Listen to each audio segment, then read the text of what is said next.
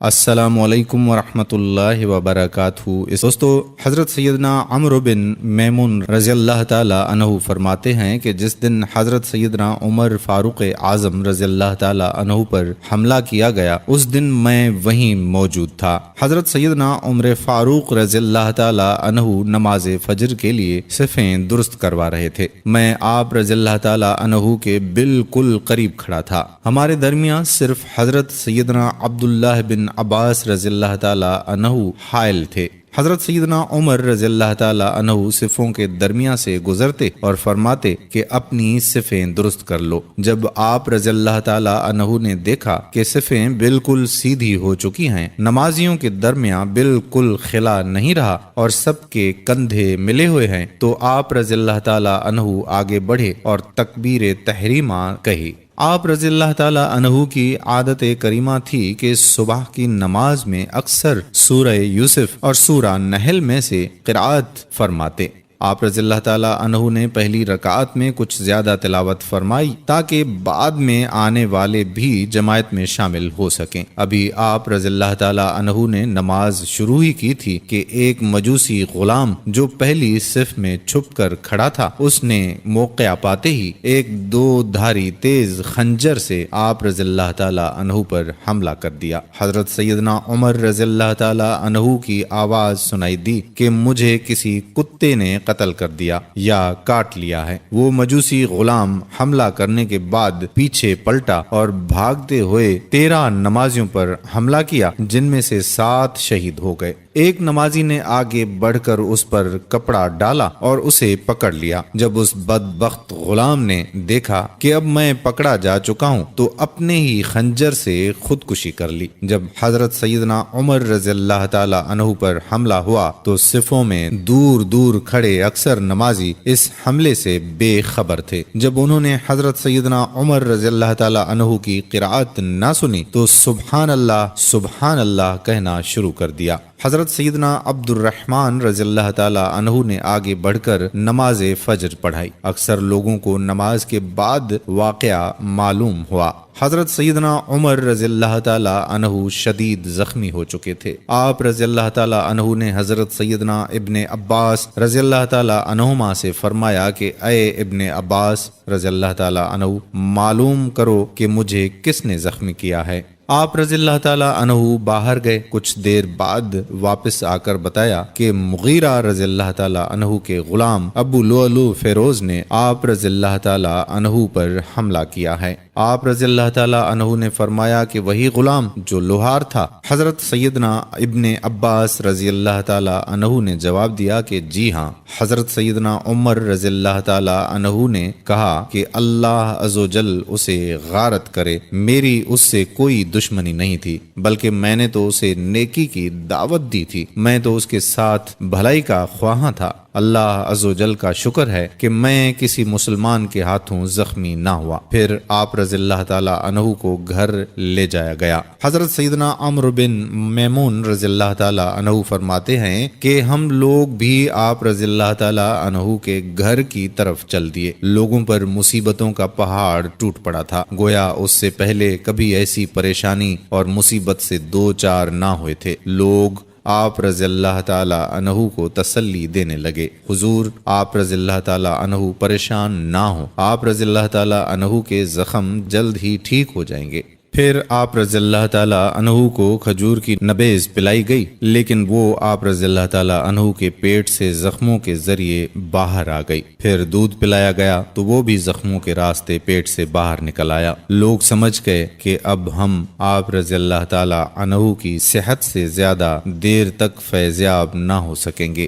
پھر لوگوں نے آپ رضی اللہ تعالی عنہ کی تعریف کرنا شروع کر دی۔ ایک نوجوان آ کر کہنے لگا کہ اے امیر المومنین رضی اللہ تعالی عنہ، آپ کو مبارک ہو کہ ان قریب اللہ عز و جل آپ رضی اللہ تعالی عنہ کو حضور صلی اللہ علیہ وآلہ وسلم اور آپ رضی اللہ تعالی عنہ سے پہلے رحلت فرمانے والے دیگر صحابہ کرام علیہم رضوان سے ملا دے گا۔ اے امیر المومنین رضی اللہ تعالی عنہ، آپ کو خلافت کا منصب عطا کیا گیا تو تو آپ رضی اللہ تعالیٰ عنہ نے عدل و انصاف سے کام لیا۔ آپ رضی اللہ تعالیٰ عنہ ایک اچھے خلیفہ اور لوگوں کے خیر خواہ محسن ہیں۔ حضرت سیدنا عمر رضی اللہ تعالیٰ عنہ نے یہ سن کر ارشاد فرمایا کہ میں تو اس بات کو پسند کرتا تھا کہ مجھے بقدر کفایت رزق ملے، نہ کوئی میرا مقروض ہو نہ ہی میں کسی کا مقروض ہوں۔ پھر وہ نوجوان واپس جانے لگا تو اس کا تہبند ٹخنوں سے نیچے تھا اور زمین پر لگ رہا تھا۔ آپ رضی اللہ تعالیٰ عنہ نے لوگوں سے فرمایا کہ اس نوجوان کو میرے پاس بلاؤ۔ جب وہ آپ رضی اللہ تعالیٰ عنہ کی بارگاہ میں حاضر ہوا تو آپ رضی اللہ تعالیٰ عنہ نے بڑی ہی شفقت سے فرمایا کہ اے بھتیجے، اپنا کپڑا ٹخنوں سے اونچا کر لے، بے شک اس میں تیرے کپڑوں کی پاکیزگی اور تیرے رب عز و جل کی بارگاہ میں تیرا یہ عمل تقوی اور پرہیزگاری کے زیادہ قریب ہے۔ سبحان اللہ۔ قربان جائیے ان پاکیزہ ہستیوں کے جذبہ تبلیغ پر کہ آخری لمحات میں بھی نیکی کی دعوت دینا ترک نہ کی اور اس حالت میں بھی خلاف شرع کام برداشت نہ ہو سکا۔ اللہ عز و جل ان کے صدقے ہمیں بھی جذبہ تبلیغ عطا فرمائے، آمین بجاہ النبی الامین صلی اللہ علیہ وآلہ وسلم۔ پھر آپ رضی اللہ تعالیٰ عنہ نے اپنے صاحبزادے حضرت سیدنا عبداللہ بن عمر رضی اللہ تعالیٰ عنہ سے فرمایا کہ حساب لگا کر بتاؤ کہ ہم پر کتنا قرض ہے۔ انہوں نے حساب لگا کر بتایا کہ تقریباً 86,000 درہم۔ آپ رضی اللہ تعالیٰ عنہ نے فرمایا کہ اگر یہ قرض میرے مال سے ادا ہو جائے تو ادا کر دینا، اور اگر میرا مال کافی نہ ہو تو بنی عدی بن کعب کے مال سے ادا کرنا، اور پھر بھی ناکافی ہو تو قریش سے سوال کرنا، ان کے علاوہ اور کسی سے سوال نہ کرنا۔ پھر آپ رضی اللہ تعالیٰ عنہ نے اپنے صاحبزادے سے فرمایا کہ تم ام المومنین حضرت سیدتنا عائشہ صدیقہ رضی اللہ تعالیٰ عنہا کی بارگاہ میں چلے جاؤ اور ان سے عرض کرو کہ عمر بن خطاب اس بات کی اجازت چاہتے ہیں کہ اسے اس کے ساتھیوں کے ساتھ دفن کیا جائے اور حضور صلی اللہ تعالیٰ علیہ وآلہ وسلم کے قریب میں جگہ عطا فرمائی جائے۔ حضرت سیدنا عبداللہ بن عمر رضی اللہ تعالیٰ عنہ حضرت سیدتنا عائشہ صدیقہ رضی اللہ تعالیٰ عنہا کی بارگاہ میں حاضر ہوئے اور سلام عرض کیا۔ آپ رضی اللہ تعالیٰ عنہا رو رہی تھیں۔ آپ رضی اللہ تعالیٰ عنہا نے کہا کہ حضرت سیدنا عمر بن خطاب رضی اللہ تعالیٰ عنہ آپ کو سلام عرض کر رہے ہیں اور اس بات کی اجازت چاہتے ہیں کہ انہیں ان کے ساتھیوں کے قریب میں دفن کیا جائے۔ آپ رضی اللہ تعالیٰ عنہا نے یہ سن کر ارشاد فرمایا کہ یہ جگہ تو میں نے اپنے لیے رکھی تھی، لیکن اب میں یہ جگہ عمر بن خطاب رضی اللہ تعالیٰ عنہ کو ایثار کرتی ہوں،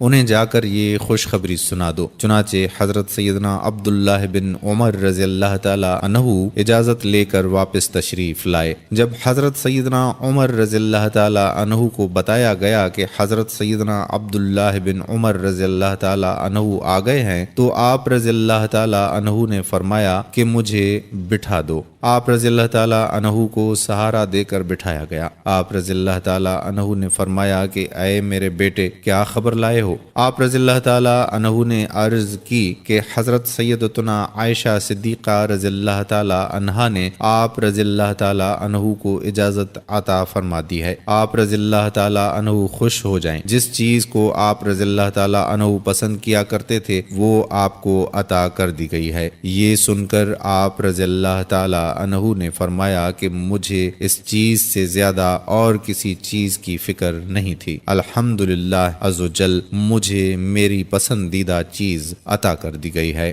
پھر آپ رضی اللہ تعالیٰ عنہ نے فرمایا کہ جب میری روح پرواز کر جائے تو مجھے اٹھا کر سرکار ابد قرار صلی اللہ علیہ وآلہ وسلم کے روضہ اقدس پر لے جانا، پھر بارگاہ نبوت میں سلام عرض کرنا اور حضرت سیدتنا عائشہ رضی اللہ تعالیٰ عنہا سے عرض کرنا کہ عمر بن خطاب اپنے دوستوں کے ساتھ آرام کی اجازت چاہتے ہیں، اگر وہ اجازت دے دیں تو مجھے وہاں دفن کر دینا، اور اگر اجازت نہ ملے تو مجھے عام مسلمانوں کے قبرستان میں دفنا دیا جائے۔ جب آپ رضی اللہ تعالی عنہ کی روح خالق حقیقی عز و جل سے جا ملی تو ہم لوگ آپ رضی اللہ تعالی عنہ کو مسجد نبوی شریف میں لے گئے، اور حضرت سیدنا عبداللہ بن عمر رضی اللہ تعالی عنہ نے حجرہ مبارک سے باہر کھڑے ہو کر ام المومنین حضرت سیدتنا عائشہ صدیقہ رضی اللہ تعالی عنہا کو سلام عرض کیا، اور حضرت سیدنا عمر رضی اللہ تعالی عنہ کو حجرہ مبارک میں دفن کرنے کی اجازت طلب کی۔ آپ رضی اللہ تعالی عنہا نے اجازت عطا فرما دی، چنانچہ حضرت سیدنا عمر فاروق اعظم رضی اللہ تعالی عنہ کو حضور نبی پاک صلی اللہ علیہ وآلہ وسلم کے جلووں میں حضرت سیدنا صدیق اکبر رضی اللہ تعالی عنہ کے پہلو میں دفن کر دیا گیا۔ اللہ عز و جل کی ان پر رحمت ہو اور ان کے صدقے ہماری مغفرت ہو، آمین، بجاہ النبی الامین صلی اللہ